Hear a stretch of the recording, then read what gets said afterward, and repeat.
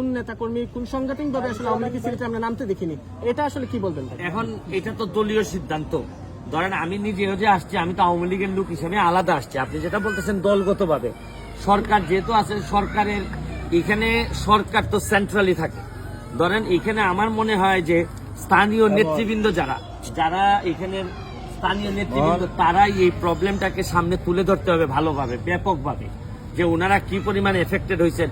By the way, আমি ত্রাণ মন্ত্রণালয়ের মাননীয় মন্ত্রীকে আসতে দেখছি।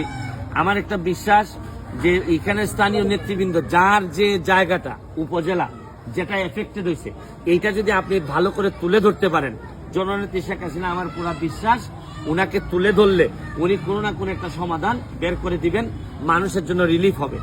আগামী রবিবারে আমার মহান সংসদে আমার বক্তব্য আছে বাজেটের উপর।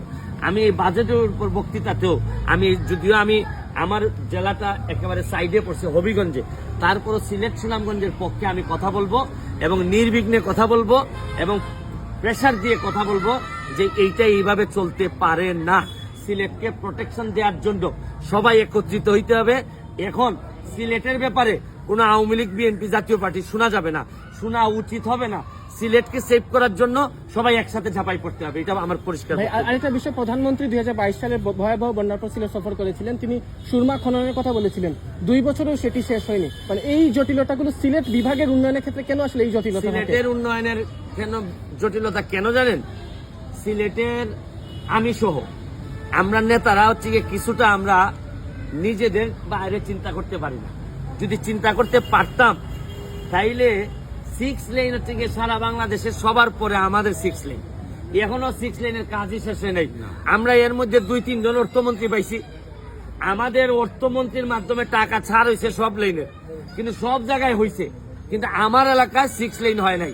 আপনাদের মনে আছে কিনা, কিছুদিন আগে বলছিলাম আমাদের এলাকার নেতারা যখন মন্ত্রী হন তখন দেখা যায় শ্বশুর বাড়ি সিলেটের বাইরে থাকে, যার কারণে শ্বশুর বাড়ির উন্নয়ন করতে করতে আর সিলেটের কথা অত মনে থাকে না। তবে আমি ভাই মন্ত্রী তো হই নাই, এমপি হিসাবে আমি এলাকায় বিয়ে করছি, এই জন্য আমার এলাকার মানুষ কম্পারেটিভলি একটু বেশি শান্তিতে আছে। কত প্যাকেট ভাই বিতরণ করছেন আপনারা? জি জি, আমি অবশ্যই বলবো। আমি কিন্তু বলছি না যে ইটনা মিটামইনা রাস্তার কারণে এই অবস্থা। একটা পোর্শন মানুষ মনে করতেছে যে এটার একটা কারণ হইতে পারে। এটার একটা সায়েন্টিফিক স্টাডি আমাদের সামনে আসা দরকার, যে যদি না হয়ে থাকে তাহলে এটা আমাদের নসিব, আমরা মনে করবো পানি আমাদেরকে, আর যদি হয়ে থাকে এইটারও তো বিকল্প ব্যবস্থা নিতে হবে। তখন হয়তো আরো অনেক বেশি ব্রিজ বানাইতে হবে। কি করা লাগবে এটা রাষ্ট্র বা সরকার জানে। Thank you. আমরা